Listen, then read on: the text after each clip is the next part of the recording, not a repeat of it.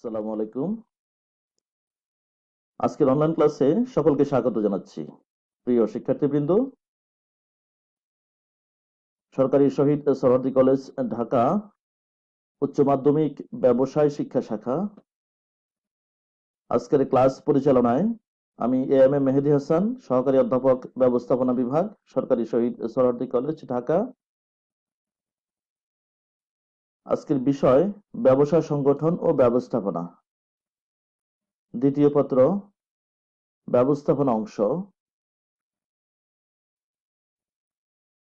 অধ্যায় দ্বিতীয় অধ্যায় ব্যবস্থাপনা নীতিমালা। আজকের আলোচনার শিখন ফল, আলোচনা শেষে তোমরা যা জানতে পারবে বলতে পারবে।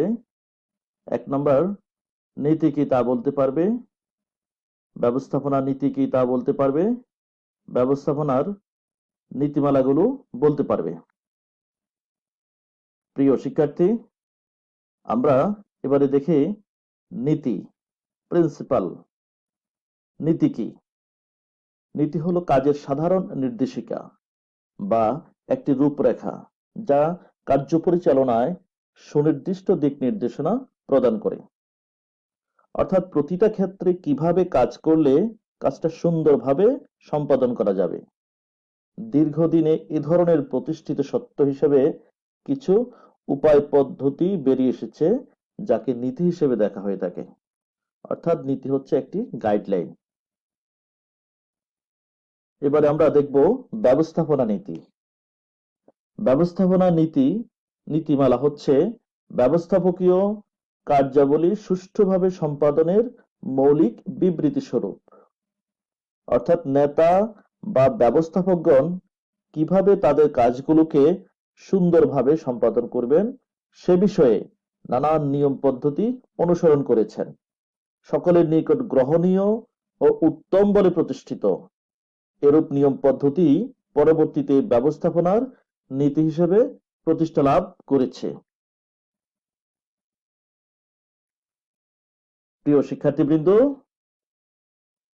ব্যবস্থাপনা নীতিমালা আধুনিক ব্যবস্থাপনা তত্ত্বের জনক হেনরি ফেওল তার ফরাসি ভাষায় লেখা অ্যাডমিনিস্ট্রেশন ইন্ডাস্ট্রিয়ালিট জেনারেল গ্রন্থে ব্যবস্থাপনার 14টি মূলনীতির নির্দেশ করেছেন। আমরা আজকে 14টি মূলনীতি নিয়েই আলোচনা করব। ব্যবস্থাপনার 14টি মূলনীতি আমি একে একে বলছি। কর্ম বিভাজন বা কার্য বিভাজন, এটি ব্যবস্থাপনা নীতিমালার প্রথম নীতি। 2 নম্বর হচ্ছে কর্তৃত্ব ও দায়িত্বে সমতা রক্ষণ। 3 নম্বর কেন্দ্রীকরণ ও বিকেন্দ্রীকরণ। 4 নম্বর হচ্ছে আদেশের ঐক্য। 5 নম্বর নির্দেশনার ঐক্য। 6 নম্বর হচ্ছে সাধারণ স্বার্থে নিজস্ব স্বার্থ ত্যাগ। 7 নম্বর জোড়াময় শিকল। 8 নম্বর হচ্ছে নিয়মানুবর্তিতা। 9 নম্বর হচ্ছে শৃঙ্খলা। 10 নম্বর পারিশ্রমিক।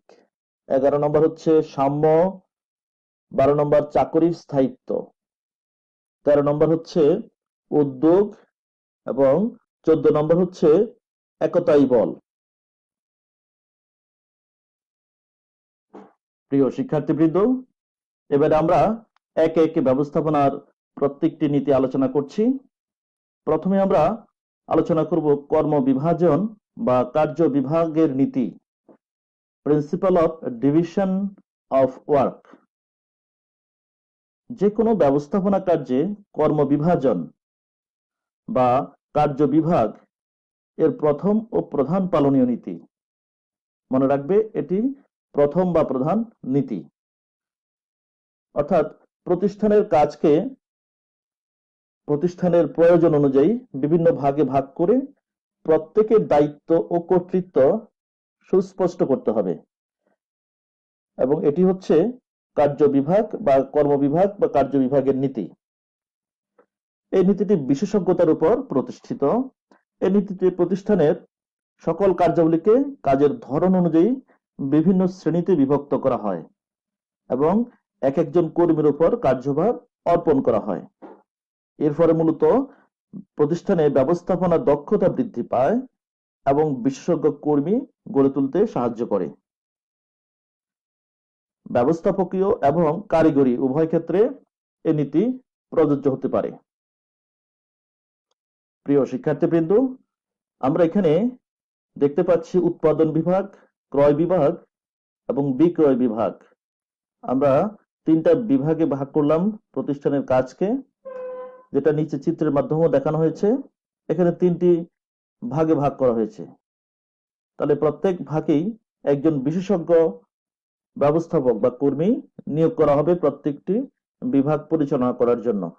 এভাবে যদি একটি প্রতিষ্ঠানের তার লক্ষ্য বা উদ্দেশ্য অর্জন করার জন্য যে কাজ করতে হয়, সেই কাজকে যদি যে কাজ করতে হয়, সেই কাজগুলোকে ভাগ করে করে প্রত্যেকটা ভাগ এর দায়িত্ব একজন বিশেষজ্ঞ কর্মীর উপর ন্যস্ত করা হয়, তাহলে প্রতিষ্ঠান তার লক্ষ্য অর্জনে সফল হয়ে থাকে।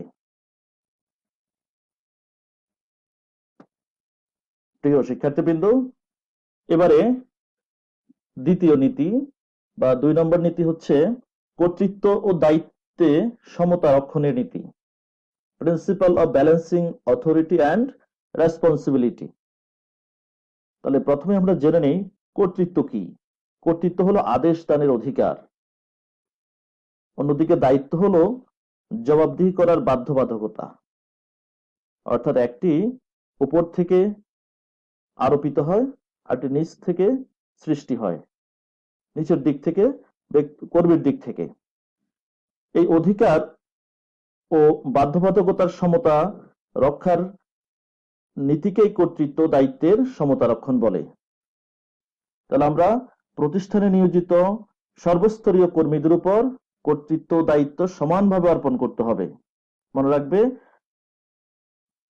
যতটুকু কর্তৃত্ব দেওয়া হবে ঠিক ততটুকু দায়িত্ব অর্পণ করতে হবে, কেননা কর্তৃত্ব দায়িত্ব পরস্পর নিবিড়ভাবে সম্পর্কিত। সুতরাং এই নীতি অনুযায়ী আমরা প্রত্যেক কর্মীকে সুষ্ঠুভাবে দায়িত্ব পালনের স্বার্থে দায়িত্ব প্রদানের পাশাপাশি সমানুপাতিক হারে কর্তৃত্ব বা ক্ষমতা প্রদান করতে হবে। আমরা স্ক্রিনে যে দুটি চিত্র দেখতে পাচ্ছি, অথরিটি অ্যান্ড রেসপন্সিবিলিটি। তাহলে এখানে ডান হাতে দেখতে পাচ্ছি কর্তৃত্বের হাতিয়ার বা তলোয়ার, আর বাঁ হাতে দেখতে পাচ্ছি দায়িত্বের পাল্লা। অর্থাৎ কর্তৃত্ব এবং দায়িত্ব এবং দুটো হাত সমানভাবে রাখা হয়েছে। অর্থাৎ এই চিত্রের মাধ্যমে বোঝানো হয়েছে দুটো ব্যালেন্স করতে হবে। ঠিক নিচের চিত্রে আমরা দেখতে পাচ্ছি রেসপন্সিবিলিটি এবং অথরিটি বা অথরিটি এবং রেসপন্সিবিলিটি, এটিও দুটি মানে পাল্লার দুই পাশ দ্বারা বোঝানো হয়েছে। দুটোর মধ্যে ব্যালেন্স রাখতে হবে। আমরা দেখতে পাচ্ছি এখানে একটি ব্যালেন্সিং ইন্ডিকেটর দেওয়া আছে। অর্থাৎ মনে রাখবে, একটি প্রতিষ্ঠানের অধস্তনদেরকে দিয়ে যদি কাজ করাতে হয়, তাহলে তাকে কর্তৃত্ব এবং দায়িত্ব সমানুপাতিক হারে অর্পণ করতে হবে, তাহলে সে সুষ্ঠুভাবে তার দায়িত্ব পালন করতে পারবে। প্রিয় শিক্ষার্থীবৃন্দ, এবারে 3 নম্বর নীতি হচ্ছে কেন্দ্রীকরণ ও বিকেন্দ্রীকরণের নীতি, principle of centralisation and decentralisation. তাহলে আমরা বলতে পারি প্রতিষ্ঠানে কোন ধরনের সিদ্ধান্ত ব্যবস্থাপনার কোন পর্যায়ে গ্রহণ করা হবে, এ বিষয়ক নীতিকেই কেন্দ্রীকরণ ও বিকেন্দ্রীকরণের নীতি বলে। তাহলে আমরা জানলাম কোন ধরনের সিদ্ধান্ত কোন পর্যায়ে নেওয়া হবে। যদি এরূপ সিদ্ধান্ত গ্রহণের সকল ক্ষমতা ব্যবস্থাপনার উপরি পর্যায়ে সংরক্ষণ করা হয়, সেটিকে বলা হবে কেন্দ্রীকরণ। বিপরীত দিকে যদি এরূপ ক্ষমতা নিচের স্তরের কর্মীদের হাতে ছেড়ে দেওয়া হয় বা নিচের স্তরের ব্যবস্থাপকদের হাতে ছেড়ে দেওয়া হয়, তাহলে তাকে বিকেন্দ্রীকরণ বলা হবে। তাহলে আমরা কেন্দ্রীকরণ বিকেন্দ্রীকরণ জানলাম। তাহলে নীতিটা কি? তাহলে এই নীতি অনুযায়ী বা কেন্দ্রীকরণ এবং বিকেন্দ্রীকরণ নীতি অনুযায়ী প্রতিষ্ঠানের ঊর্ধ্বতন ব্যবস্থাপকের হাতে অধিকতর কর্তৃত্ব ক্ষমতা কেন্দ্রীভূত থাকলেও নিম্ন স্তরের কার্যাবলী সিদ্ধান্তগুলো বিকেন্দ্রীভূত থাকবে। অর্থাৎ মৌলিক সিদ্ধান্ত, প্রতিষ্ঠানের নীতি নির্ধারণের সিদ্ধান্ত, গুরুত্বপূর্ণ সিদ্ধান্তগুলো নেয়ার ক্ষমতা কেন্দ্রে থাকবে, আর কম গুরুত্বপূর্ণ সিদ্ধান্ত গ্রহণের ক্ষমতা নিচের স্তরে বিকেন্দ্রীভূত করা হবে। যদি এরকম করা হয় তাহলে প্রতিষ্ঠানে কাজের ভারসাম্য প্রতিষ্ঠিত হবে, প্রতিষ্ঠানে অংশগ্রহণ নিশ্চিত হবে। এর ফলে ব্যবস্থাপনার সকল পর্যায়ে কর্তৃত্ব বা ক্ষমতা পদ্ধতিগতভাবে সংরক্ষিত রাখা সম্ভব হবে। তোমরা স্ক্রিনে যে চিত্রটি দেখতে পাচ্ছ, এখানে দুটো চিত্র দেখা যাচ্ছে। প্রথম উপরের যেটি আছে centralisation and decentralisation of authority. প্রথমে যেটি দেখা যাচ্ছে, এখানে সকল ক্ষমতা কেন্দ্রীভূত, অর্থাৎ একজন উপরস্তরের ব্যবস্থাপকের হাতে সকল ক্ষমতা কেন্দ্রীভূত রাখা হয়েছে, সবাই তার সিদ্ধান্তের অপেক্ষায় বসে আছে। ঠিক পাশের চিত্রে দেখা যাচ্ছে একাধিক ব্যবস্থাপকের হাতে ক্ষমতা বিকেন্দ্রীভূত করা হয়েছে, বিকেন্দ্রীকরণ করা হয়েছে। তাহলে প্রত্যেক বিভাগের অধীনে কর্মীরা ঠিক ওই বিভাগের ব্যবস্থাপকের দিকে, ব্যবস্থাপকের কাছ থেকে নির্দেশনা পাওয়ার অপেক্ষায় থাকবে। তাহলে এটাকে বলা হয়, প্রথমটি হচ্ছে কেন্দ্রীকরণ বা কেন্দ্রীভূত সিদ্ধান্তের চিত্র, দ্বিতীয়টি হচ্ছে বিকেন্দ্রীকরণ বা বিকেন্দ্রীভূত সিদ্ধান্তের একটি চিত্র। ঠিক নিচের চিত্রে দেখা যাচ্ছে, এখানে অ্যারো চিহ্ন দিয়ে দেখানো হয়েছে, এখানে কালো, নীল, সবুজ এবং হলুদ কালারের এখানে কর্মী বোঝানো হয়েছে অ্যারো চিহ্ন দিয়ে, অর্থাৎ ক্ষমতা বিকেন্দ্রীভূত। আমরা অ্যারো চিহ্নটা বাহিরের দিকে দেওয়া হয়েছে, এটাকে বিকেন্দ্রীভূত বোঝানো হয়েছে, অর্থাৎ প্রত্যেক বিভাগের সিদ্ধান্ত প্রত্যেক বিভাগ নিতে পারবে। কিন্তু পাশে ডান দিকের চিত্রে কেন্দ্রীকরণ বোঝানো হয়েছে, অর্থাৎ সবাইকে এক জায়গায় আসতে হবে, এক স্থানে এসে তাদের সিদ্ধান্ত গ্রহণ করতে হবে, একজনের কাছে বা কেন্দ্রে আসতে হবে। প্রিয় শিক্ষার্থীবৃন্দ, আমরা এবারে আরেকটি চিত্র দেখতে পাচ্ছি, সেন্ট্রালাইজড ভার্সেস ডিসেন্ট্রালাইজড ইন্টারনেট। তাহলে বাঁ দিকের যে চিত্রটা সেটা হচ্ছে সেন্ট্রালাইজড, অর্থাৎ এখানে ডিভাইস রয়েছে, সেই ডিভাইস ইন্টারনেটের মাধ্যমে সেন্ট্রাল সার্ভারের সাথে সংযুক্ত। After decentralisation, this is before decentralisation, this is after decentralisation. যখনই বিকেন্দ্রীভূত করা হয়েছে তখন আর একটি সার্ভার নেই, সেখানে একাধিক সার্ভার, এই যে আমরা দেখতে পাচ্ছি নীল রঙের, একটি সার্ভার এখানে, দুটো, তিনটি এবং চারটি সার্ভার স্থাপন করা হয়েছে। তাহলে এখানে প্রত্যেক সার্ভারের অধীনে ডিভাইস আলাদা আলাদা করা হয়েছে। এই সার্ভারের অধীনে এখানে একটি ডিভাইস, এখানে ডিভাইস, এই যে একটি ডিভাইস, এখানে আরেকটি সার্ভার, অর্থাৎ ভিন্ন ভিন্ন সার্ভারের অধীনে মানে ভিন্ন ভিন্ন ডিভাইস স্থাপন করে ডিসেন্ট্রালাইজ করা হয়েছে। এটাকে বলা হবে ডিসেন্ট্রালাইজেশন। প্রিয় শিক্ষার্থীবৃন্দ, এবার আমরা চতুর্থ নীতিটি দেখছি, আদেশের ঐক্য নীতি, principle of unity of command, যেটাকে বলা হয় আদেশের ঐক্য নীতি। অর্থাৎ একজন কর্মীর আদেশদাতা হবেন একজন মাত্র ব্যক্তি। এরূপ হওয়ার বিষয়টি নিশ্চিতকরণের নীতিকেই ব্যবস্থাপনার আদেশের ঐক্য নীতি বলা হয়। তাহলে আমরা বলতে পারি, কোন অধস্তন বা সাবঅর্ডিনেট যাকে বলা হয়, একজন ঊর্ধ্বতন বা বসের নিকট থেকে সরাসরি আদেশ লাভ করবে এবং তার কাজের জন্য ওই ঊর্ধ্বতনের নিকট জবাবদিহি করবে। কখনোই একাধিক ব্যক্তির নিকট থেকে আদেশ লাভ বা জবাবদিহি করবে না। বস থাকবে একজন, একাধিক বস থাকতে পারবে না। এটাই এই মূলনীতির স্পিরিট, আদেশের ঐক্য নীতি। সাবঅর্ডিনেট একজনের, বস থাকবে একজন। একজন বসের একাধিক সাবঅর্ডিনেট থাকতে পারে, কিন্তু প্রত্যেকেরই বস থাকবেন একজন। তাহলে এখানে আমরা দুটো চিত্র দেখতে পাচ্ছি, আদেশের ঐক্য নীতি। এটা একটি দৌড় প্রতিযোগিতা, প্রতিযোগীরা প্রস্তুত দৌড় দেওয়ার জন্য। এখানে একজন আদেশদাতা বা কমান্ডদাতা দাঁড়িয়ে আছেন। তোমরা নিশ্চয়ই বুঝতে পারছো, তিনি কমান্ড বা হুইসেল দেওয়ার সাথে সাথে তারা দৌড় শুরু করবেন, কাজ শুরু করবেন। কিন্তু এখানে যদি দুজন আদেশদাতা বা কমান্ডার থাকতো, তাহলে যারা প্রতিযোগী তারা বিভ্রান্ত হয়ে যেত, তারা কারটা শুনবে। প্রথম জন হয়তো হুইসেল দিয়েছেন, পরের জন ভিন্ন কমান্ড দিতে পারেন। তাহলে মূল কথা হচ্ছে আদেশদাতা থাকবেন একজন। পাশের চিত্রে একইভাবে আমরা সৈন্যবাহিনীকে দেখতে পাচ্ছি, যেখানে লেখা আছে ইউনিটি অফ কমান্ড। এখানেও ঠিক একইভাবে যুদ্ধক্ষেত্রে কখনো কমান্ডার একাধিক হবেন না, একজন হবেন।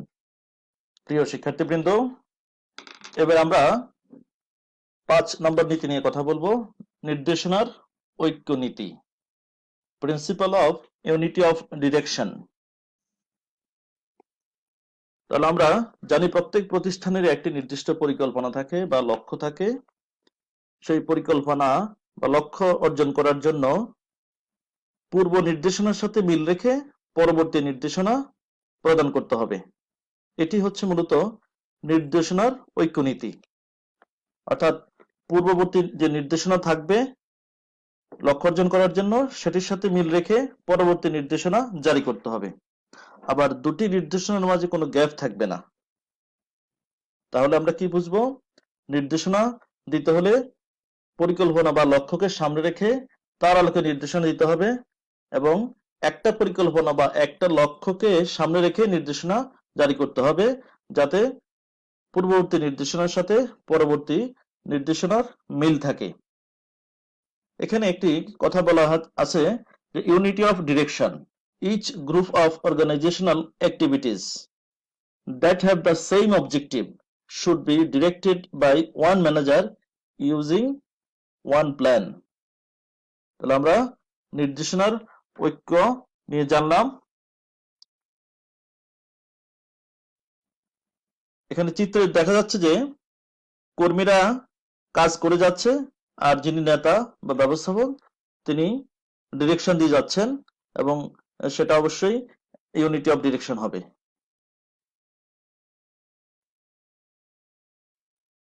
প্রিয় শিক্ষার্থীবৃন্দ, এবারে হচ্ছে 6 নম্বর নীতি, সাধারণ স্বার্থে নিজস্ব স্বার্থ ত্যাগের নীতি, principle of subordination of individual interest to general interest.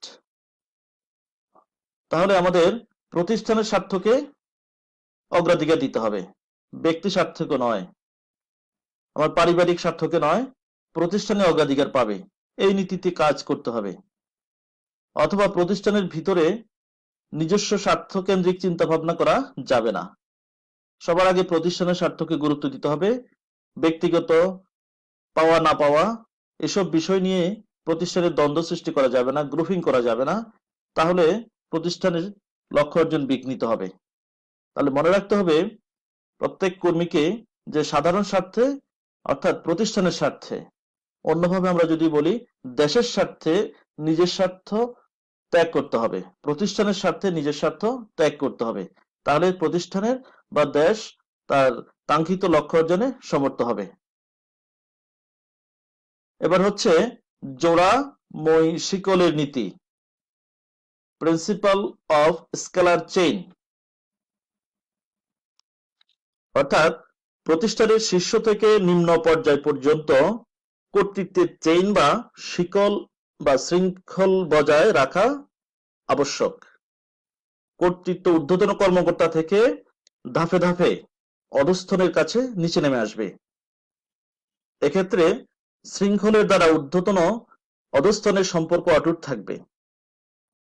অবশ্য এখানে হেনরি ফেওল জরুরি অবস্থায় যে গ্যাং প্ল্যাঙ্ক বা অন্তর্বর্তী সাঁকো বলা হয় এটাকে, এর মাধ্যমে সমপর্যায়ের কর্মকর্তাদের মধ্যে যোগাযোগের কথা বলেছেন। অর্থাৎ জরুরি অবস্থায় গ্যাং প্ল্যাঙ্ক বা অন্তর্বর্তী সাঁকোর মাধ্যমে যোগাযোগ করা যাবে।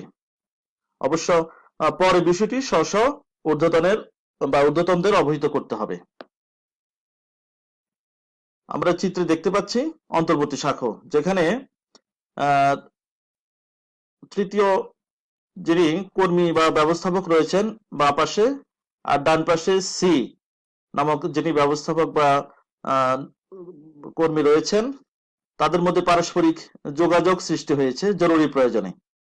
এটি মূলত হচ্ছে গ্যাং প্ল্যাঙ্ক। তাহলে আমরা জোড়াময় শিকল বলতে কি বুঝবো? অর্থাৎ প্রতিষ্ঠানের ওপর থেকে শুরু করে একেবারে নিচের স্তর পর্যন্ত সাংগঠনিক নিয়মে, যেটা আমরা এখানে দেখতে পাচ্ছি বাঁদিকে আপওয়ার্ড কমিউনিকেশন, উপরের দিকে এদিকে ডাউনওয়ার্ড কমিউনিকেশন হয়েছে। তাহলে আমরা বলতে পারি সাংগঠনিক প্রতিটা ব্যক্তি, বিভাগ ও উপবিভাগকে একে অন্যের সাথে যুক্ত করে দেওয়ার বা একই শিকলের অধীনে সবাইকে আবদ্ধ করে নীতিকে আমরা ব্যবস্থাপনায় জোড়াময় শিকলের নীতি বলতে পারি।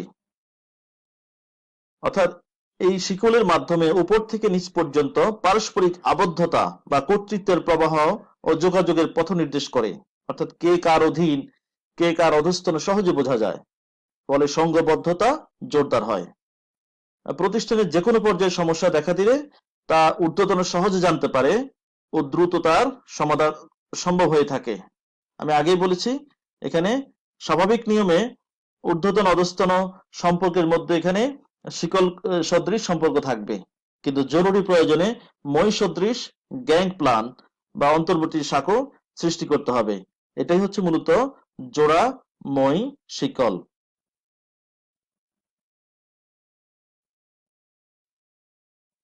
প্রিয় শিক্ষার্থীবৃন্দ, এবারে আমরা দেখছি ৮ নম্বর নীতিমালা, যেটা ব্যবস্থাপনার নিয়মানুবর্তিতার নীতি, প্রিন্সিপাল অফ ডিসিপ্লিন। এখানে যে বিষয়টি উল্লেখ করার মতো সেটা হচ্ছে নিয়মানুবর্তিতা।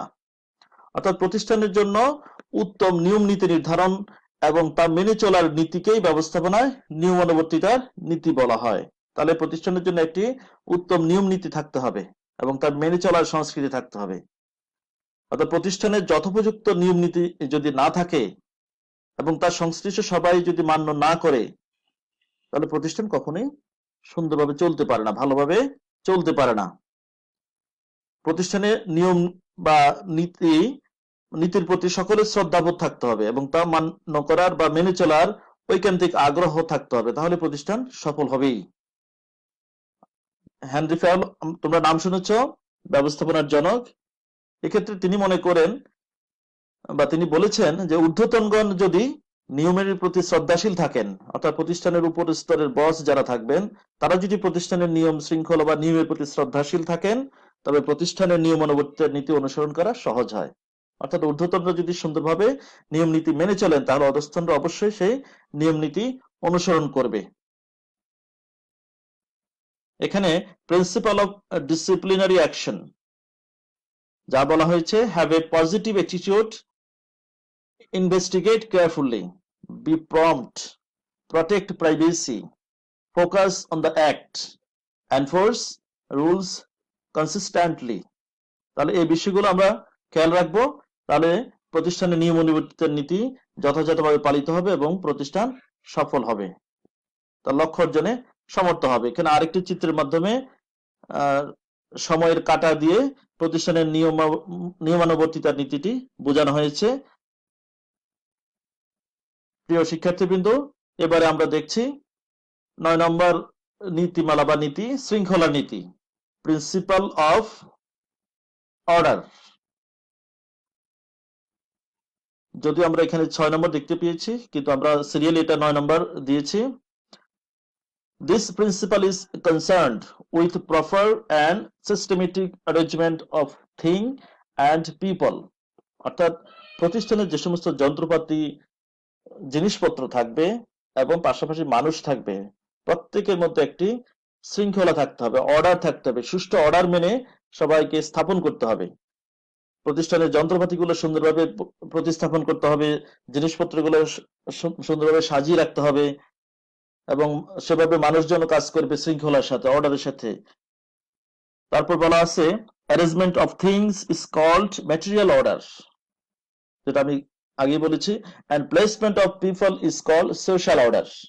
এখানে সুন্দর একটি চিত্র নিচে দেওয়া আছে, অর্থাৎ এখানে সুন্দরভাবে সবকিছু সাজিয়ে রাখা হয়েছে, যেটা যেখানে থাকার কথা, যে মানে একই শ্রেণীর জিনিসপত্র একদিকে সাজিয়ে রাখা হয়েছে বা ভিন্ন শ্রেণীর গুলো ভিন্ন দিকে সাজিয়ে রাখা হয়েছে, দেখতে সুন্দর লাগছে এবং গোছানো মনে হচ্ছে।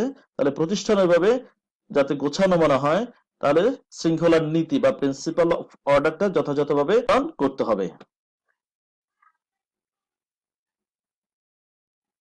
এখানে আরেকটি চিত্রের মাধ্যমে দেখানো হয়েছে যে একজন কর্মী তার প্রতিষ্ঠানে যে থিংস বা জিনিসপত্র মালামাল রয়েছে সেগুলো সুন্দরভাবে সাজিয়ে রাখছেন, অর্ডার করে রাখছেন।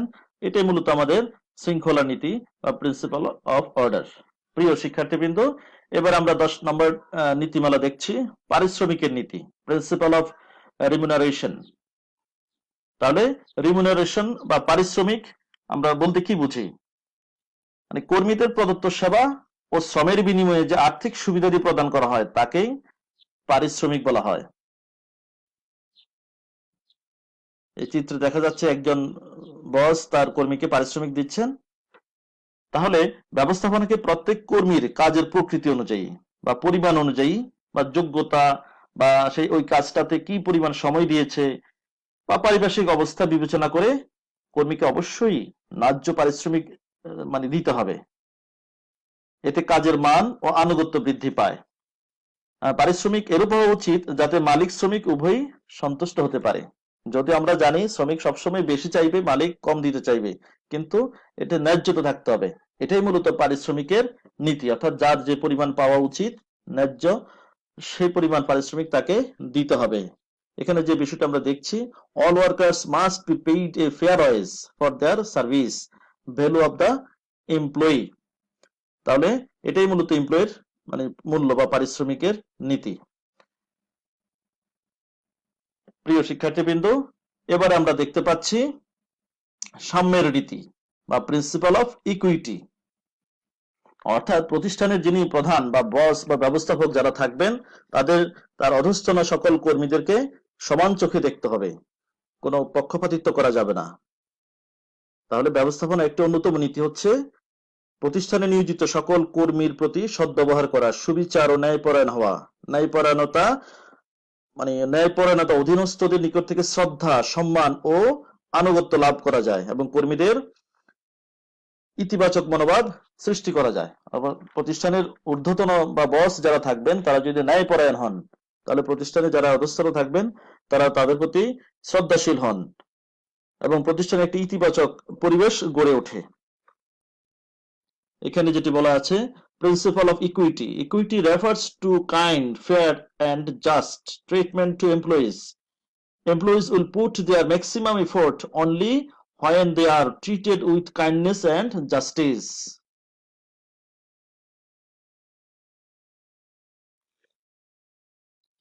প্রিয় শিক্ষার্থীবৃন্দ, এবার আমরা দেখতে পাচ্ছি 12 নম্বর নীতিমালা, চাকরির স্থায়িত্বের নীতি, principle of stabilisation of service. অর্থাৎ এক্ষেত্রে মনে রাখতে হবে প্রতিষ্ঠানে নিয়োজিত শ্রমিক কর্মীদের নিকট মানে তাদের যে চাকরি সেটা তাদের হয়তো জীবিকার একমাত্র অবলম্বন থাকে, তাই তারা তাদের চাকরি নিয়ে তারা খুব বেশি চিন্তিত থাকে। তাই ব্যবস্থাপনাকে প্রত্যেক কর্মীর চাকরির স্থায়িত্বের নিশ্চয়তা বিধান করতে হবে। এতে কর্মীদের মনে চাকরি সম্বন্ধে নিরাপত্তা বোধ জাগ্রত হয়। পরে কর্মীরা অধিক উৎসাহ উদ্দীপনা নিয়ে কাজে মনোনিবেশ করে, প্রতিষ্ঠানের কাজের মানও বৃদ্ধি পায়, উৎকর্ষতাও বৃদ্ধি পায়। তাহলে কর্মীদের এমন ধারণা দিতে হবে যে তাদের চাকরি সহজেই যাবে না, এমন কোনো আচরণ যদি তারা না করে যেটা প্রতিষ্ঠানের নিয়ম শৃঙ্খলা পরিপন্থী, তাহলে তাদের চাকরি যাবে। মানে ছুতানতায় তাদের চাকরি যাবে না, অথবা তাদের চাকরিটা স্থায়ী করে নিতে হবে। সবসময় অস্থায়ী ভিত্তিতে কাজ করালে তারা নিরাপত্তাহীনতায় ভুগবে, অথবা মানে সকাল বিকাল চাকরি চলে গেলে যদি বসের ইচ্ছা অনিচ্ছা চাকরি চলে যায় তাহলে তারা নিরাপত্তাহীনতায় ভুগবে। তাহলে তাদের চাকরিটা মোটামুটি স্থায়ী প্রকৃতির হলে তারা কাজে মনোনিবেশ করতে পারে।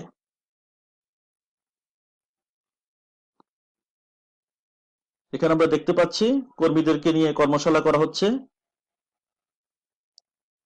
এবার হচ্ছে 13 নম্বর, উদ্যোগের নীতি, প্রিন্সিপাল অফ ইনিশিয়েটিভ। তাহলে আমরা উদ্যোগ বা ইনিশিয়েটিভ অর্থাৎ নতুন নতুন পরিকল্পনা ও পদ্ধতি উদ্ভাবন ও বাস্তবায়নের স্বাধীন যে প্রচেষ্টা সেটাকে উদ্যোগ বলা হয়। তাহলে এই উদ্যোগকে স্বাগত জানাতে হবে।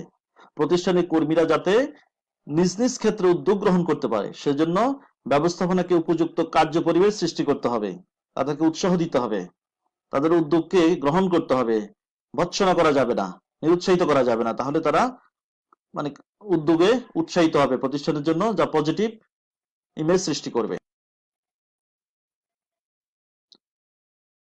এবারে 14 নম্বর, একতাই বল নীতি এবং সর্বশেষ নীতি, principle of unity is strength. এটা আমরা সবাই জানি যে সবাইকে এক থাকতে হবে। প্রতিষ্ঠানে কর্মরত সকল ব্যক্তি, বিভাগ, উপবিভাগকে সর্বাবস্থায় ঐক্যবদ্ধ থেকে পারস্পরিক সহযোগিতায় কর্মকাণ্ড পরিচালনা নীতিকেই ব্যবস্থাপনায় একতাই বল নীতি বলা হয়। এখানে unity is strength, division is weakness, অর্থাৎ ভাগ ডিভিশন হয়ে গেলে প্রতিষ্ঠান দুর্বল হয়ে পড়বে। তাহলে সবাইকে প্রতিষ্ঠানের সাথে এক থাকতে হবে, সেটা হচ্ছে একতাই বল নীতি। প্রিয় শিক্ষার্থীবৃন্দ, আমরা আজকে যে আলোচনা করলাম ব্যবস্থাপনার নীতিমালা, সেই আলোকে আজকে বাড়ির কাজ 1 নম্বর নীতি কি, 2 নম্বর ব্যবস্থাপনা নীতি কি, 3 নম্বর হচ্ছে ব্যবস্থাপনা নীতিমালা কয়টি ও কি কি। আশা রাখি তোমরা আলোচনা থেকে এই বাড়ির কাজগুলো শেষ করবে।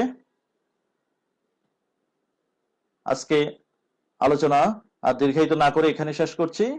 ধন্যবাদ সকলকে।